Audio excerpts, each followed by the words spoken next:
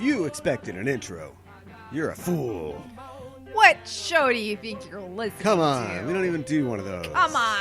It's worthless. Yeah. Yeah, the kids don't even want that these days. No, just get right into it. Yeah, that's how they do it. Yeah, screw the intro. You think there's intros on TikTok videos? I don't think so. I don't think so. Maybe there's an outro. I don't know. But no Follow intro. up. What's a TikTok video? Yeah.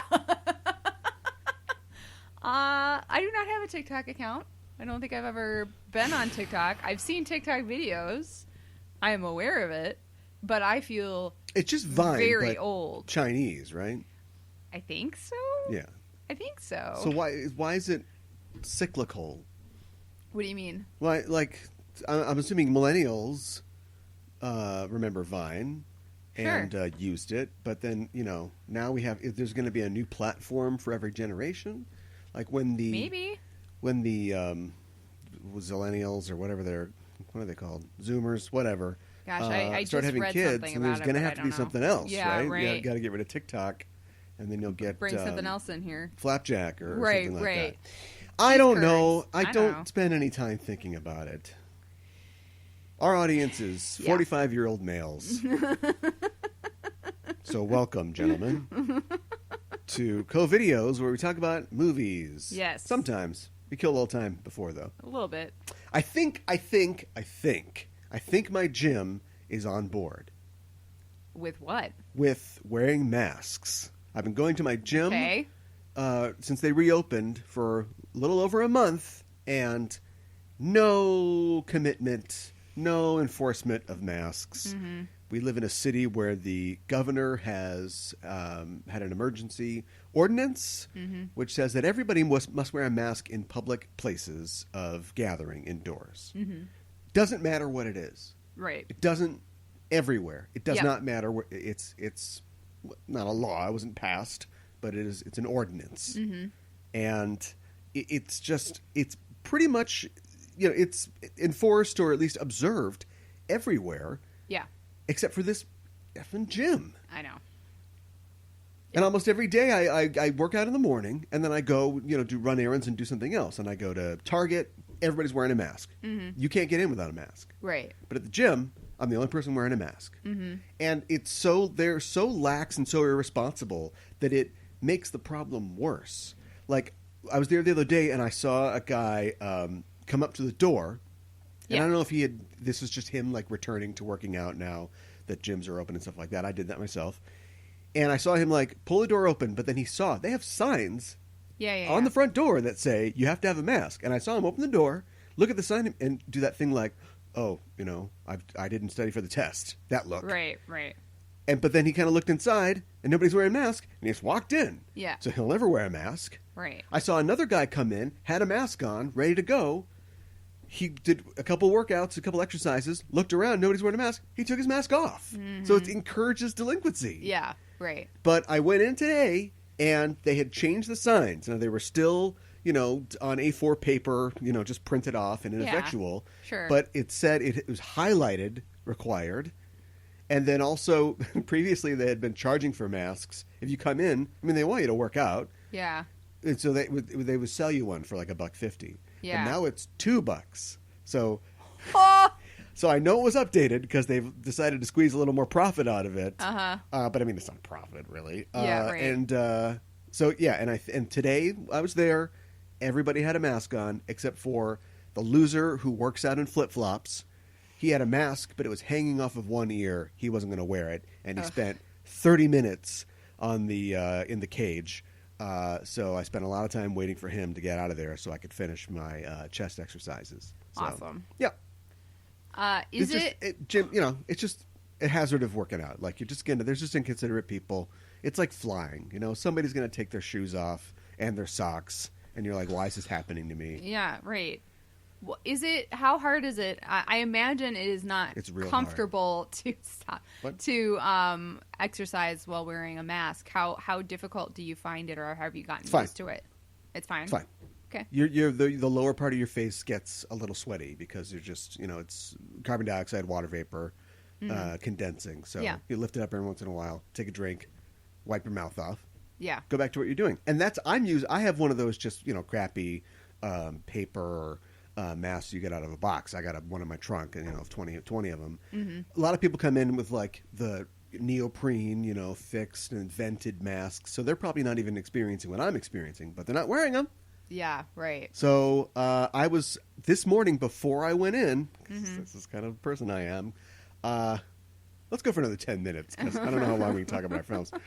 I was looking up how to report them to the state. Yeah. And I ran out of time because I had to get to my appointment, because they do have appointments to space everybody out. And I got to the gym, everybody's wearing a mask, and I'm like, you did it. You did it. Not now to be named company. Right. Although you would have been on blast. Yeah. If that hadn't been true. Yes. But we'll see. Yeah. We'll see about tomorrow. Okay. Yeah. Tomorrow's a new day. Right? Another chance to fail. Well, failure maybe is going to be part of the conversation today. Wow. I don't know. Maybe not. Depends on how you feel about the films that we watched. A pair of musicals.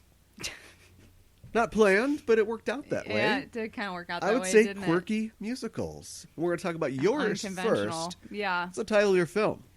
My film is The Last Unicorn. Yes. 1982. Yeah. With a star-studded cast. It is. It is. Actually. It really is. How familiar with Rankin and Bass were you before The Last Unicorn? Well, I'd heard, I knew I was familiar with the name Rankin and Bass. And so I saw that at the beginning of the film. So before we came on air, I familiarized myself. Now I know Rankin and Bass. How do I know Rankin and Bass? You're going to tell me. Of course, Rudolph the Red-Nosed Reindeer, the stop motion, Frosty the Snowman. I have not seen the animated Hobbit film, but they did that. Or like The Last Dinosaur or whatever. Right. I think they did Thundercats as well. Did they really? And all those, or at least they produced Thundercats, Silverhawks, that sort of stuff. Okay. So that's basically my familiarity. And those are just the hits. I mean, they for years and years they made cartoons. Yeah. Yeah. They produced this, but they didn't really. They farmed out the animation of the piece. I noticed a lot of Japanese names for the animation, so... get ready to blow that mind of yours. Uh-oh. Because it was farmed out to... I mean, it's technically like a British-American / Japanese production. And they farmed the work out to a studio called... I can't remember what they're called, so this is not that great. Topcraft. They're called Topcraft. Okay. That's what it was. It's a Japanese studio that was founded by a couple people, a guy named Toshio Suzuki, Isao Takahata, and a little guy named Hayao Miyazaki. Oh, my God! Yep. Okay, I should know this. So That's crazy. Yeah, so they sort of, around the time that Miyazaki founded Ghibli, or Ghibli, sorry, Internet. But look it up. That's how it's said. They worked on... It was right after Nausicaa. And so they went on to do Ghibli, and the other half split off to do the aforementioned Thundercats and 80s cartoon shows, American shows. Okay. Very cool. I did not make that connection, so that's neat. I guess. I guess I'm supposed to say what happens? Yeah, I think you are. This is going to be rough. Yeah, well, mine will be rough, too. Keep it simple. So, okay. Yeah, actually, you have the tougher job, I think. Mia Farrow is a unicorn in a nondescript fantasy world with bows and horses. That's what you need to know. Yep. And a unicorn in this world is a magical being. They are connected to the nature of the world. They live in forests, and those forests never age, and they protect the creatures and stuff like that. But Mia Farrow meets a butterfly, a crazy butterfly that definitely would have been played by Robin Williams if he wasn't swimming in a pool full of cocaine at this time in his life. And the butterfly basically makes her question whether, wait, am I the last unicorn? Mm-hmm. I don't know why she doesn't know. I guess it's been a while since she's thought about other unicorns. I guess. So she goes on an adventure to find out if there's any other unicorns. Mm-hmm. And it kind of seems like there's not. And she meets a a hedge wizard named Schmendrick. Yep. We're going to talk about it. And he recognizes her for what she is. Most humans can't tell the difference between a horse and a unicorn. Yeah, and they don't see the horn. They decide to go on a quest. And on that quest, they also meet a character named Molly Grew, who is just some lady. And in their quest, they finally make it to the castle of King Haggard and his son Lear. And they're trying to find where these unicorns are and escape the deadly Red Bull. Yes. They don't want wings. Take your stinking wings. That'd be a Pegasus then. Yeah, right. And not a unicorn. Yeah. And that's about it. That's actually pretty accurate. So that wasn't too bad. Okay. Wow. Yeah. Let's okay. Well, let's talk about the cast. Oh, okay. I before we get into that, can I just say why I wanted to watch this real quick? Sure. I love unicorns. I grew up loving unicorns. I don't know. This was around when I was a kid. I have no idea why I didn't watch it as a kid. If I had seen it as a kid, I probably would have loved it. They also mention Robin Hood quite a bit. And we see visions of Robin Hood, although in this, he's not real. He's a myth. I love Robin Hood, too. So I would have just been all over this as a kid. That being said, for whatever reason... Thank God you didn't. Yeah, I know. For whatever reason, I did not see this, but I wanted to see it. Let's start with something positive. I liked the animation style. I thought it was... Wait, was that your before we start? Because we were going to talk about the cast. Yeah. Okay. Well, all right. We can go into the cast. That's fine. Okay. When do you like the animation? Fine. Okay. Yeah. It's kind of wispy and looks like a classic fairy tale book illustrations. It's very grounded in nature. I think like that, and I liked it. It was very simplistic, but it was I think it was really well done. I think it was they created a very beautiful world. So that's what I'll say about that.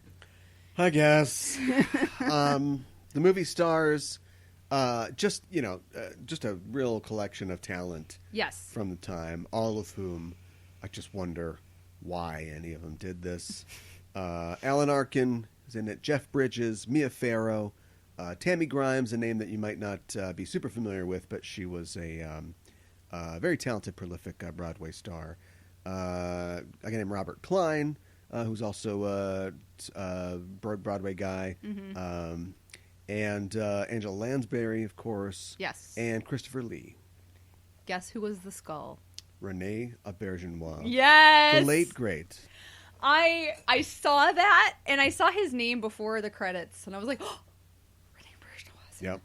But I looked up later who he was. I should recognize his voice. But I was like, not necessarily. Oh, he was the skull. Yeah.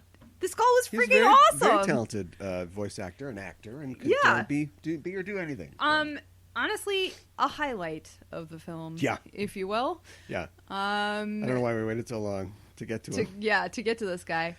And Christopher Lee, who this guy, he just he had an amazing life.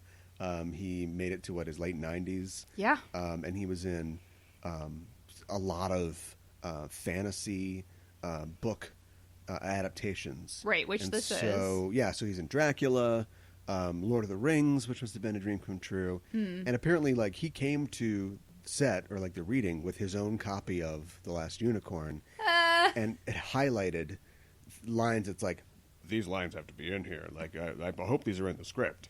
They probably were, because the screenplay was written by the same guy who wrote the book, Peter S. Beagle. Okay.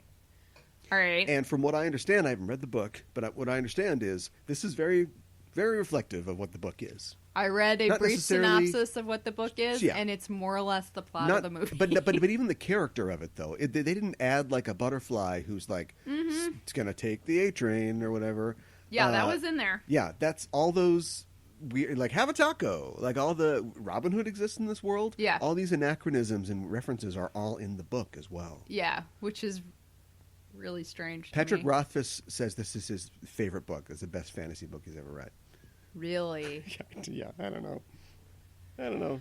I have a friend who loves this story and this movie, and grew up with it. And I think sometimes when you grow up with something, there's a lot of nostalgia there, and like maybe you enjoy it more than if you had it introduced to you later in life. Not saying that it doesn't have value. I'm not saying that, or I really wanted to like this, and I didn't like it that much, and I'm kind of disappointed by that. I kept thinking, well, maybe the book is better, and then finding out that it's more or less the same plot doesn't really make me want to give the book a chance, which is maybe a bad thing. I've seen that it's really highly rated among fans as far as like fantasy novels go. So it doesn't necessarily surprise me. Well, I guess it does in a way. But on the other hand, it doesn't that Patrick Rothfuss would feel that way about this book. Because I think a lot of people feel that way about this book. Yeah, well, and he's not, he's no slouch as an author. I mean, he's a Hugo Nebula award-winning author. Right. He's been doing it for a long time. He's still around. He's been doing it for a long time. He's very prolific. But for me, mm-hmm. This is me speaking. Yeah. So I'm not going to say, in my opinion, I'm not going to say, for me. That's why the words are coming from my mouth. Yeah, okay. This is why I don't like fantasy. Yeah. I think I was reading an AV Club article about the movie and the book by comparison, and they called it it's like Calvin Ball. What?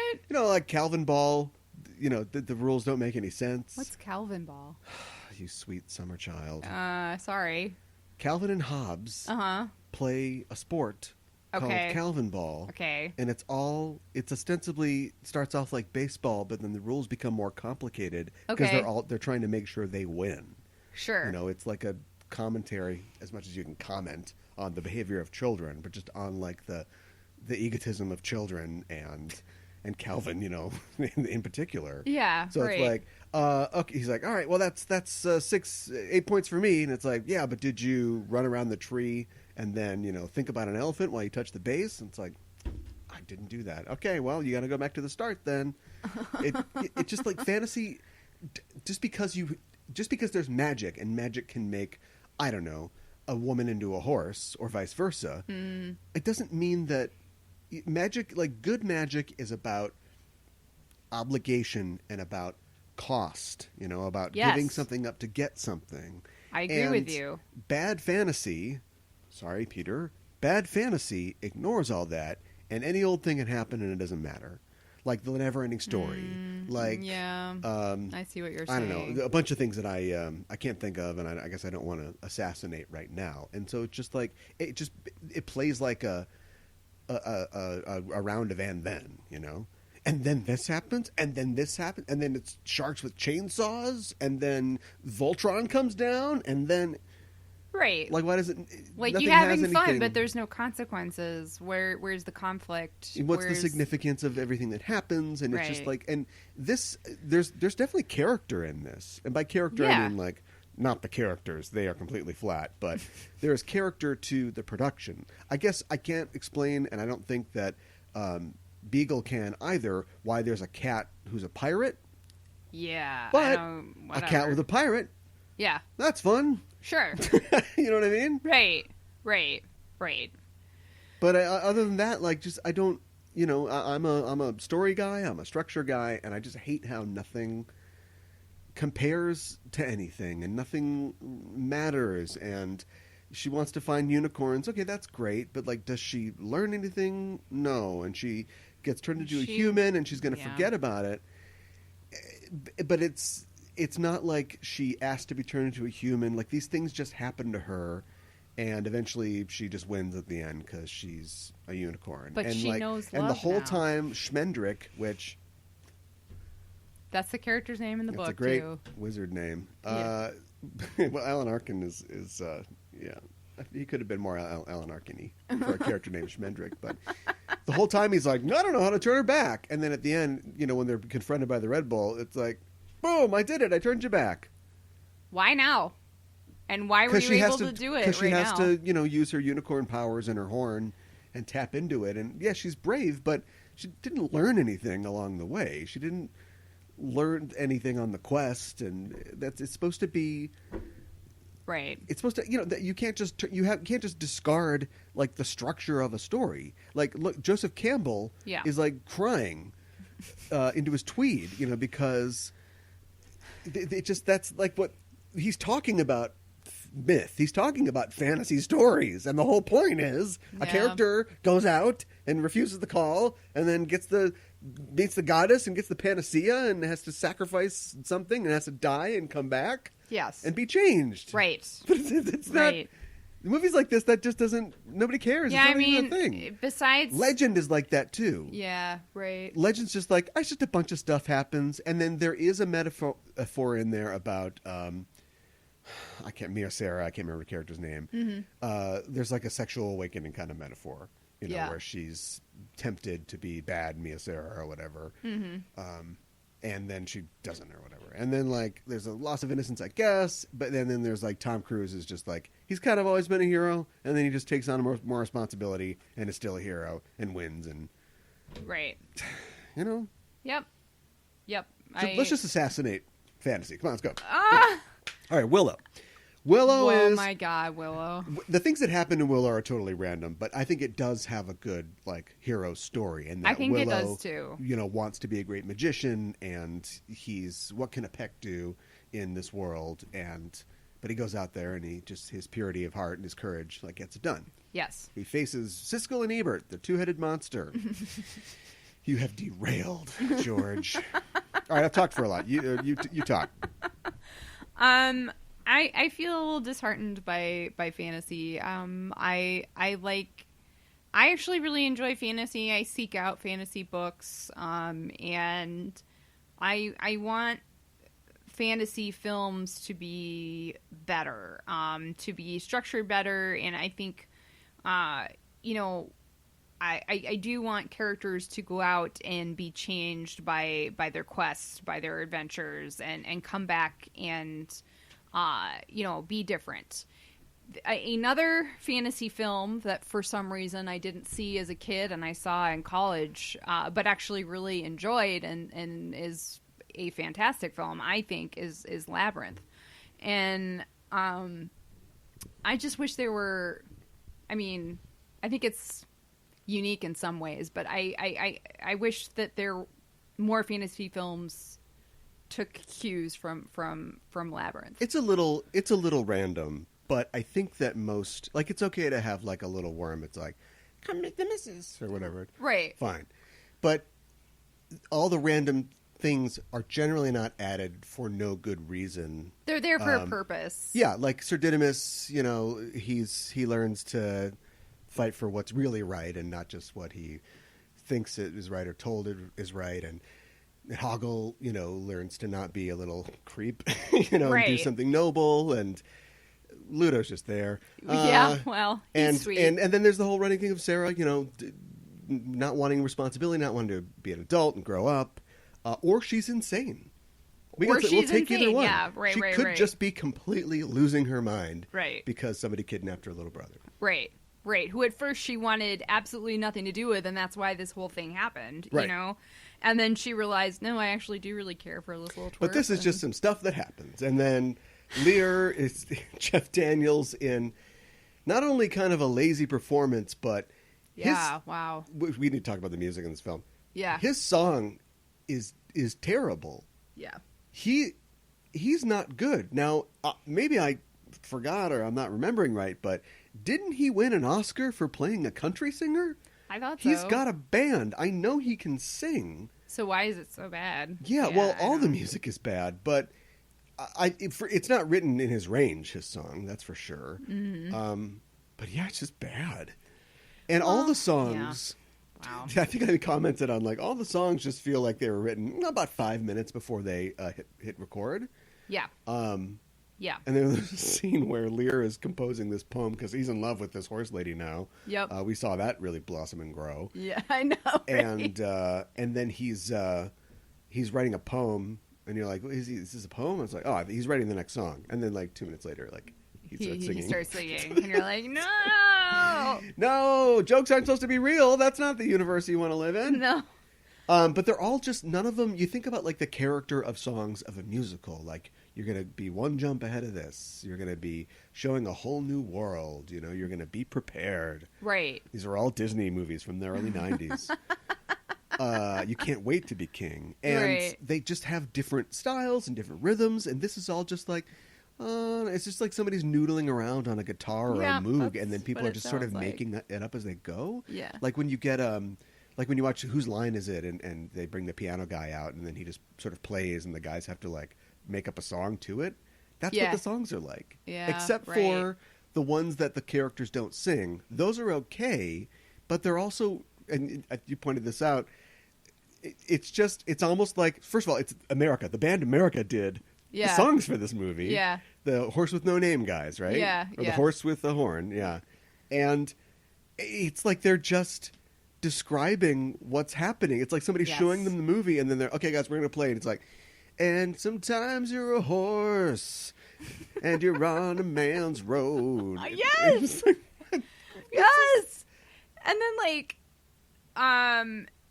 we mentioned Angela Lansbury's in this, right? Yeah, she plays Mommy Nightshade or something like that. What is her name? Yeah, she's like this witch lady. Not Mother. Yeah. She's Mommy Fortuna. Yeah. And she has like these creatures and she does like these spells to make it look like they're these magnificent creatures, but they're really not. Yeah, no.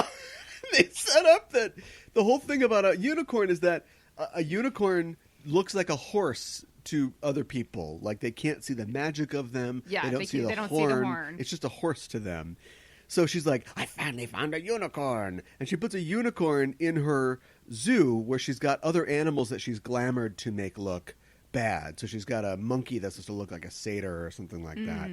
But she puts a real unicorn in her zoo and then has to cast a spell on its head to make it look like it's got a horn. So we're like, oh. Yeah. Because they can't see the actual horn. I know. Just get a horse. I know, right? You are wasting a unicorn. Yes, she is. Oh boy. Wow. And then they like. You want to talk about the tree lady? Oh, in a minute. Okay. So, she has a magpie that's on her little tree hat. Yeah. And the magpie comes back and America sings about it, but nothing happens. No. It comes back in the story, and you're like, "Oh, this is going to be significant." No, it's not. No, Molly Grew. She must have more development in the book. I think I read though that I don't think she does, but she's just like this. I say old. Hey, who says there's no roles for women in Hollywood over 40? She's just like this middle-aged woman who cooks for the Robin Hood-esque guys who you think are going to be a part of the story, and we just move on from them, and they leave, and she's just left like detritus because she really wanted to like see a unicorn when she was a girl. So now she's just going to hang out through the entire thing. And I guess heroes have come from less than that, but. Yeah. They don't give her a whole lot, though. No, she's just sort of hanging around. And then she's like, they have her cooking and cleaning, and it's like, well, that's great. Well, that's what she was doing before. Something else. So glad I left the Robin Hood guys. Well, apparently, now I'm in a castle. At least in the book, I don't know. It's not clear in the movie, but at least I think in the movie, at least she's with the head Robin Hood guy. But in the book, they're married. I don't know. They seem married in this. Oh, okay. Well, I don't know. I don't know. There's narwhals. I think. And while the narwhals come on, they go, like a narwhal who's gonna... It's like every song is based on a dare. It's like, you wouldn't sing this, would you? Give me that. I thought that when it's revealed... No, see, here's the thing. The narwhals have horns, too, but it has nothing to do with the fact that all the horses are in the water. I freaking hate that. So it could have been anything, a stingray, but they chose a narwhal... Because it has a horn. To just confuse things. I was so confused. Yeah. I thought... that's what King Haggard was talking about. There's also a thing, like, mythologically. So for some reason, Poseidon is the god of horses. That's weird. I don't know why. That does not make any sense. I mean, I know why. Sense. Like, Demeter asked him to create the most beautiful creature, and he created a horse. She's like, not bad.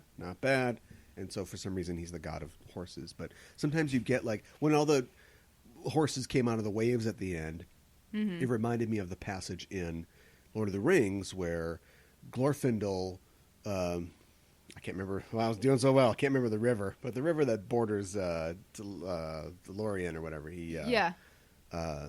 No, it's not Lorien. It's Rivendell. He causes it to sweep the Dark Riders away, and the waves look like horses for some reason. Okay. And so it's never explained in Lord of the Rings either. But I just feel there's just some like connection between horses and waves for some reason.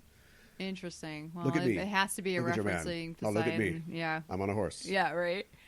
I think we're done. Well, let's talk about the tree lady real quick. So Schmendrick is not a very good magician, but he can do some magic, but he doesn't really have control over it. Do what you want, magic. Which is so dumb. I hate it. It's like no agency. It's like, ugh. So are you really even casting the spell? It's supposed to be about exerting, your will over the universe. Yes. And you're just going, magic, you take the wheel. I am literally a conduit. Waving hands around. I don't know what this is doing. Yeah. It's doing something. But he gets tied up to a tree by the Robin Hood guys because they're freaked out that he made Robin Hood and his merry men appear, and they don't like that. So he does some spell, and he doesn't know what it's going to do, and it animates the tree, and it becomes alive. And it's a lady, and it's got boobs, and it sucks him to his boobs. And she's like, I'm going to kill you, but I love you, and the memory of the love of a tree is the way to our immortality. Why does the tree need boobs? Why is any of this happening? I'm so disturbed. Okay, look, we're over. Like yeah, we got to move on to our next film. All right. Great. So don't see this movie. What else? I picked a movie. Yes. It's from 1986. Mm-hmm. It's called Making Noises While You're Trying to Record. It's called True Stories. Yes. It is directed and partially written by David Byrne. The other writers are Beth Henley, who was a playwright. I think she wrote movies. I know Beth Henley. She was one of my favorite playwrights. Oh, like Crimes of the Heart? Yes. Yes. Yes. And, I freaking love Crimes of the Heart. Miss Firecracker? I can't remember. Yes. Yeah. Yes. Well, for a long time, she was the paramour and companion of Stephen Tobolowsky. I did not know that. Character actor who's a man of 1,000 stories. And so, for some weird reason, and there's actually an episode of the Tobolowsky Files, his podcast, where he tells all the crazy stories of what's happened to him in his life, where he talks about collaborating with David Byrne on this film. David Byrne wanted to make a movie. Okay. He was given huge, almost total creative control, thanks in large part to the success of Stop Making Sense, their concert film from 1984. Yeah. Which is really like, that was Jonathan Demme, right? I don't know why David Byrne would get any control. But anyway, he did, and for some reason, I can't remember what the connection is, except for the fact that Tobolowsky grew up in Texas. And this is set in, I believe, a fictional town in Texas called Virgil. Mm-hmm. So he just got Beth and Stephen Tobolowsky, and they came up with all these weird stories that are the titular stories of true stories. Right. What happens? Oh, my gosh. Yeah, what happens? This is basically a love letter to Virgil, Texas, or Texas in general. And David Byrne is the narrator, and he leads us through this town as we meet all these different people and learn of their stories. And at the very beginning, he comes into town, and he's in a car, and like he's traveling around a lot. And it's so there's a lot of stuff that happens. There's a lot of different stories. It's the town's. What was it? Was Centennial or? Yeah, it's Sequicentennial, 150 years. It's their celebration of specialness. Yes, the celebration of specialness, which is, that's good.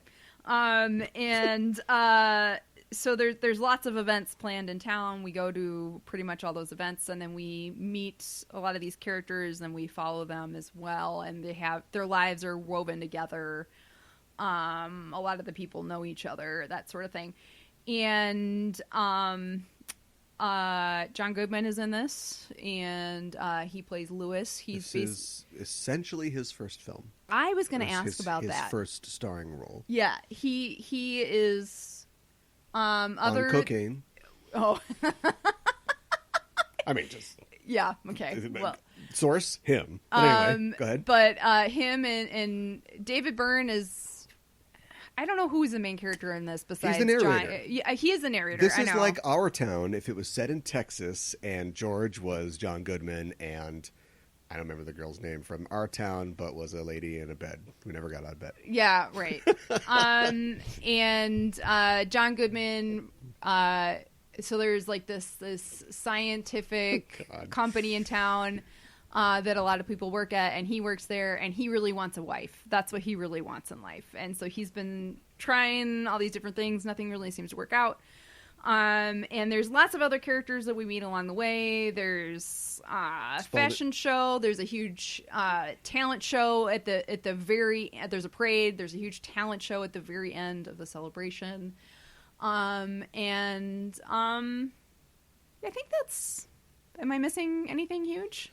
You're missing the fact that Spalding Gray is in it. Well, we hadn't got to the cast yet. I was just talking about... Swoosie Kurtz. Yes, Swoosie Kurtz is in it. Is in it? Yes. And some other people. Don't worry about it. You may or may not know them, but probably not. Yeah. It's very quirky, very stylized, very David Byrne. Yeah. It's a musical. I think we said that before, but... Yeah, no, it's a musical. Yeah. Yeah, it's definitely a musical. Yeah. It's not a musical in that... it's not a musical in that people break into song, necessarily. The songs are more delivered in not exactly diegetic ways, but there's a album connected to this, obviously. That was part of the package that from Talking Heads. Sure. And so, there's a scene where apparently everybody goes to this theater on a Friday night in town, and they all do lip syncing. It's like lip sync karaoke. Yeah, right. And so we kind of meet a lot of the characters in the town. Yes. When they all lip sync to Wild Wild Life. Yes. And then later you'll get a thing where performed by the Talking Heads. Yeah, like Swoosie Kurtz is watching TV because it's all she can do because she's just in bed all the time. Mm-hmm. Very Charlie and the Chocolate Factory. And it's ironic because there's chocolate in the music video that she ends up watching while she's watching TV. That was so good. Love for Sale. Yeah, another Talking Heads song. That was amazing. I really enjoyed that. I think that was a highlight for me in this film. And then there's another sequence where they do City of Dreams, another song from the band, and then other songs from the album are sung not by Talking Heads, right? Are sung by townspeople, right? And Puzzle and Evidence is one that I stuck out for me when they go to the church in town, and John Engel is like a conspiracy theory preacher. Yes, and he's got the choir singing behind him too. Puzzle and Evidence, yeah. I want to start off by saying, okay, so we kind of crapped on Lost Unicorn. We kind of did. But you said when we started off that you can't really criticize this. If you watched it as a kid, it's dear to you. Yeah, absolutely. And you're not evaluating it, objectively. And you don't have to. That's fine. Right.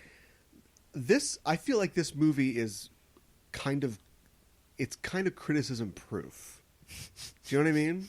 I think I do. It isn't like I'm making an action movie. Let me know if you think it's the best action movie or if we did something, better than other action movies. Yeah. Or I'm Benedict Cumberbatch and I'm going to play Alan Turing and let me know if I played him believably and emotionally and I moved you.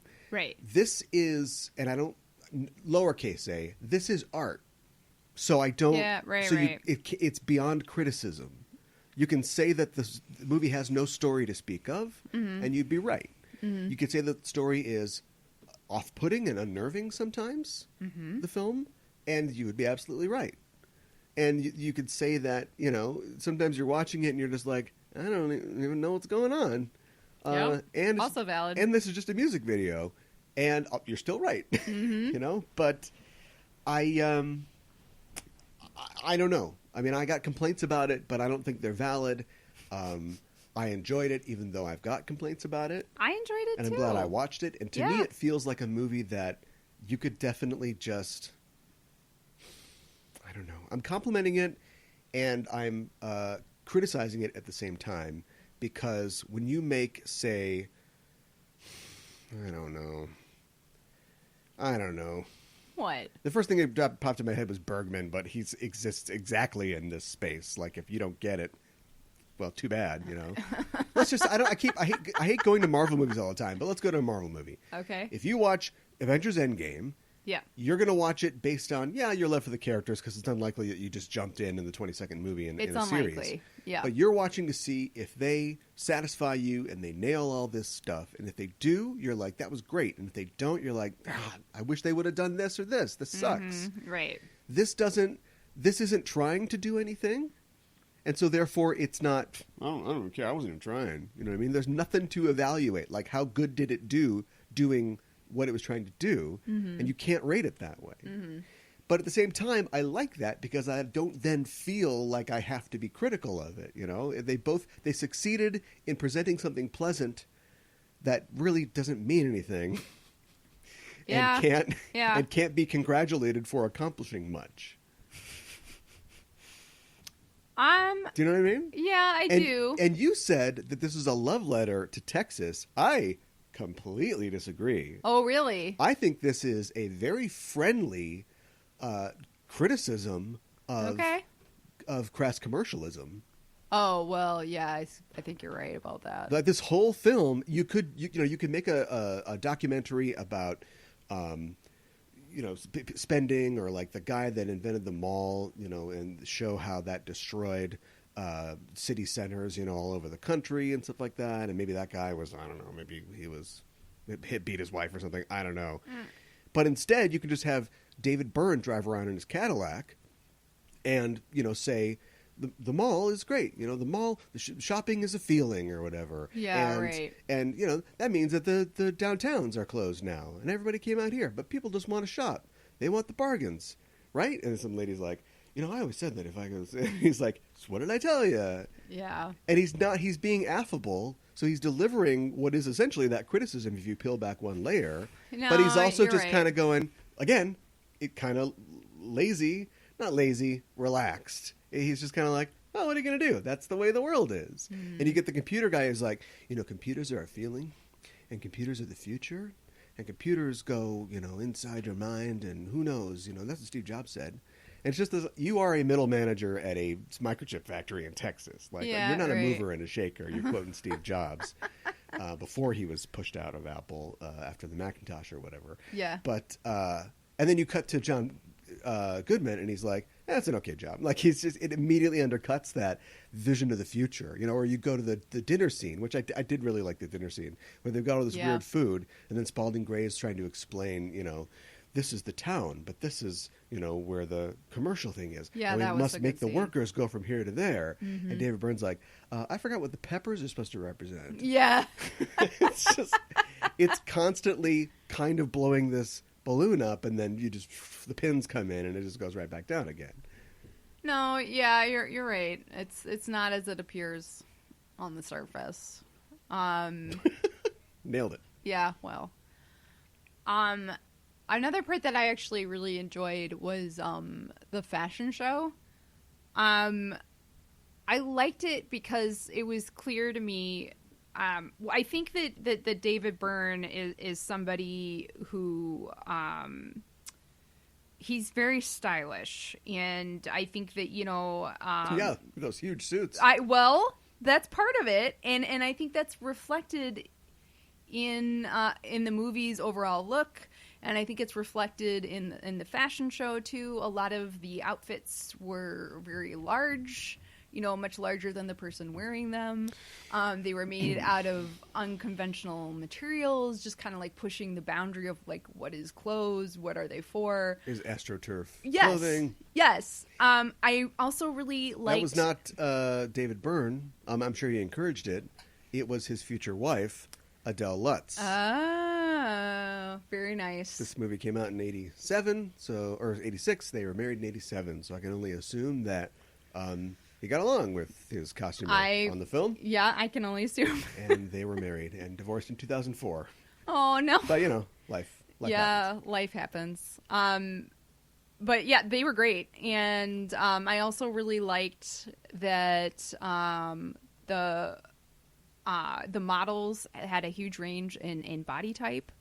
Mm-hmm. I thought that was really, pushing body positivity, like, for the 80s. I was kind of like, I thought that was really cool. I thought that was really neat.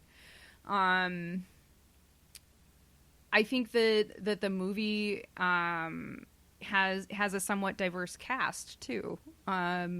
So I liked that too. Yeah. Can't remember the name of the song, but one of my favorite songs was the guy that Tim, I can't remember his name. Fine. I have no idea. John Goodman's character, Lewis. Lewis. Yeah. He finally goes to a guy in town. Yes. Who does like voodoo. Mm-hmm. And so he's like, yeah, drink half a glass of soda water and throw it away. You're like, what? Yeah, like drink half, throw the other half away. Yeah, and it all just seems like bullshit. And then he's getting ready to do the talent show or whatever and sing his song. And we cut back to that guy, and the guy's doing this whole, bit. He's doing the thing. He's pouring he uses like sand, like red earth, because maybe they didn't want to kill chicken, but right. He does the thing. He takes the drink of the liquor and blows it, and then he sings this kind of groovy song, over everything that's going on, and it was just like, oh, that's really neat. Mm-hmm. And at the end of the thing, John Goodman sings his song. And he'd been working on this song. Yes. And he tried to date another lady, and she told him the song was too sad. And he's like, well, I guess I'm going to go. Yeah. And then Swoosie Kurtz sees it, and it's like, so was it the voodoo? Or was it just... Yeah, I think that's a really... him sharing his, his emotion and the depth of his feeling. And it's like, well, it doesn't really matter. Because it's also a goofy movie where David Byrne drives around on a blue screen... I know, and plays with the wheel, and like, so, we're good driving here, yeah. Yeah, I know, right? This isn't a rental, this is privately owned. Yeah. It's just, I mean, it's not, like, it's not goofy for goofy's sake, or it's partially goofy for goofy's sake, but I still think that everything has a purpose in it. Yeah. And I think that purpose, when you think about it for a little bit, is clear. I think it's really weird.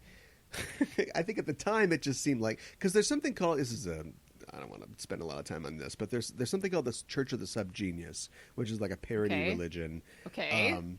That's sort of like conspiracy theory and stuff like that. It's sort of like trying to send up the kind of things that people don't like about organized religion. It's like Discordianism. Mm-hmm. And that's all well and good, but then when you see Jim Bakker, who is back, everybody, and he's trying to convince people to buy his apocalypse food pails or whatever and take brain drugs. Mm-hmm. It's not too far off from this guy talking about how he's like, 1 and 1 does not equal 2. Yeah, right. Look, I've got the documents. Look at what Reagan did or whatever. And it's just like, it's depressingly real now. Yeah. And so this thing is just, it's chock full of commentary, and yet it doesn't attack or indict the people in the movie. No. They are just people who just want what they want, and they want to feel important, like the lying woman, right? And they want to feel loved, like Lewis. Mm-hmm. But they have all these stupid things that they believe. Like John Goodman's like got all these crazy clothes, and he's like, check out these shoes. I'm a man of fashion. Yeah, right. And he's ridiculous. Yeah, right. But he's earnest. He's very earnest. It's not his fault. And I think if you take it all the way, it's America's fault. Do you know what I mean? Yeah. It pumps us up the idea of the American dream and all these ideas and things that we're told that we need, And so, but that is presented, we know it's there, and then we have a fun movie where David Byrne's wearing a cowboy hat. Right. And it's still people with believable desires the husband and wife who haven't talked to each other in 15 years or whatever. And so it's like, can you ask your mother to pass the mustard to our guests? They're very polite and cordial to each other. Oh, yeah. Yeah, they just won't talk to each other. But they are just not interested in being, married anymore. Yeah, right, exactly. But they're not getting divorced. No, because they have children. Right. So this is just how they're going to deal with it. Yeah. I like it more that we talked about it now. Oh, yeah? Yeah. Yeah? This is like the nicest movie the Coen brothers never made. Wow. Doesn't it feel like a Coen brothers movie? Kind of, yeah. Like Blood Simple came out 2 years before this. Mm-hmm. And that was set in Texas, wasn't it? It was in the South somewhere. And that was, that was a noir. But I think it's interesting that you've got this movie with this weird magical narrator who goes through it. John Goodman's in this movie. Right. Do you know what I mean? Yeah. And it's got like pop songs and stuff like that. It feels like a Coen Brothers film. It kind of does. And I think the Coen Brothers are cognizant of that. I bet they love this movie. Probably. Because it's very similar in structure to some of their films. It reminds me, well, I guess not the content, but kind of like of The Big Lebowski in a lot of ways. And there's actually a scene where, and again, David Byrne is willing to attack himself too. I think as the all-knowing narrator, like he's talking about like, because they have this whole thing at the beginning where they go through like, oh, first the dinosaurs came, and then we killed the Indians, and then Texas Instruments, know, and he's talking. He's like, yeah, this thing about this is like, you see this plane, it's beautiful, and soon it'll be full of houses, and that's beautiful too. I have a really deep statement about a situation like this. I can't remember what it is. I've got it written down on a piece of paper at home. Right. And it reminds me of the scene in the beginning of, I think it's in the beginning of Big Lebowski, where Sam Elliott is telling us about the dude, the legend of the dude, And he's like, there would be a man like the dude. And, oh wait, I can do better than that. Do you have to use so much cursing? Anyway, but he's like, the dude was, the thing about the dude is I forgot what I was going to say. Like he's like immediately undercuts his authority as a narrator. Right, right. It just, and that was after this. So where'd they get that from? Right. Okay, I'm glad we talked about this. I like it a lot more that we talked about it.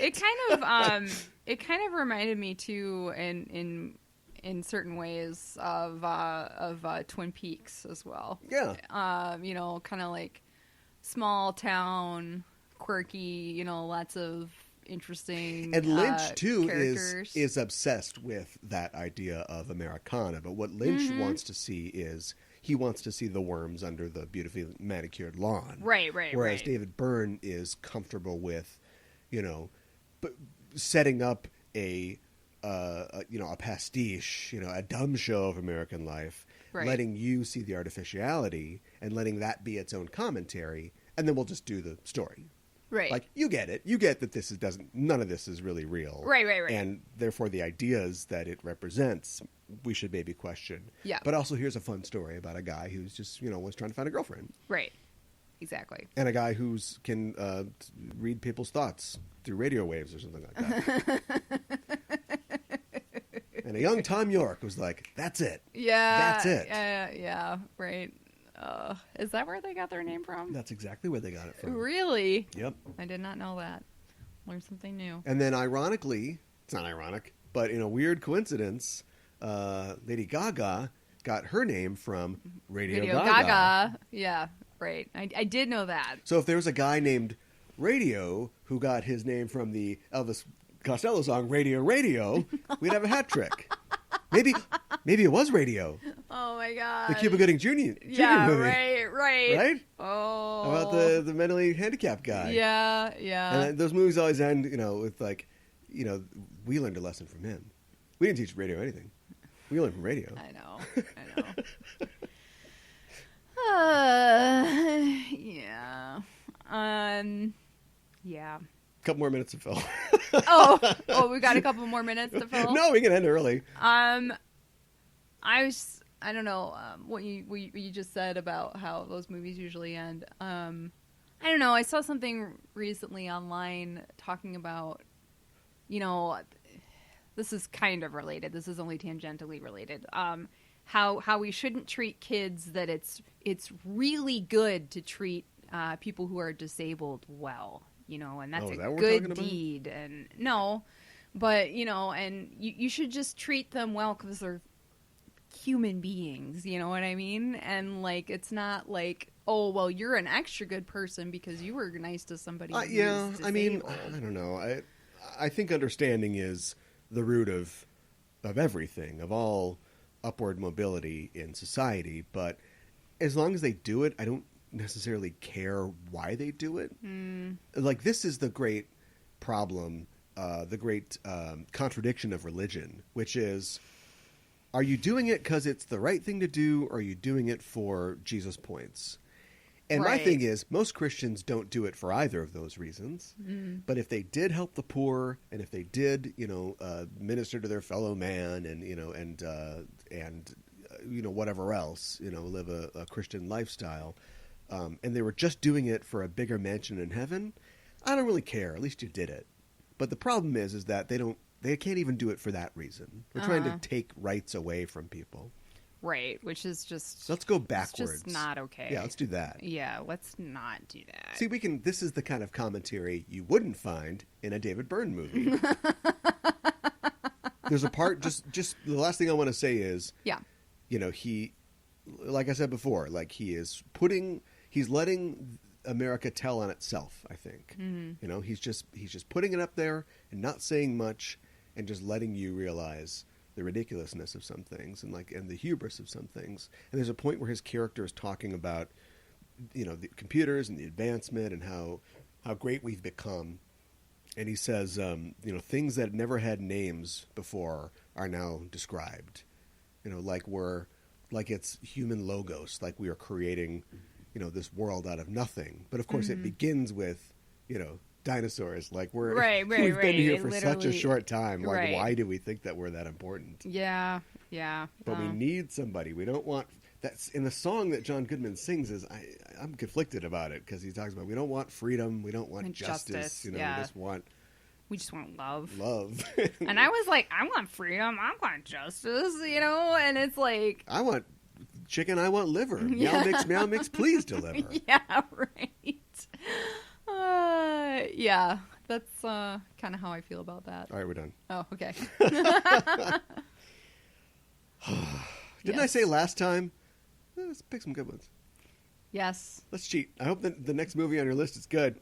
Do you want me to peek, or should I not? No. Don't share. No. Okay. All right. I won't. I know that I am definitely going to sit down and think of a real good movie. A real good one. Make it good. Yeah. I'm sorry, mine was kind of a stinker. I was really hoping it was going to be good. I guess I was glad to finally see it, and at home too. I feel like that's a midnight movie that they always do in places. Oh. And I would hate to have stayed up till midnight and then watched rolling, and it's like, ugh, boy. It's not like you can really sing along with those songs. You know what I mean? No, you can't. Just describe what's happening on screen. It's fine. That's the magpie. Oh, there he is. And the narwhal. Yeah, right. So, anyway, that's it for us for this week. We'll be back in the future to talk about more movies for your quarantainment. And until then, we're signing off. Stay healthy, stay safe. I wanna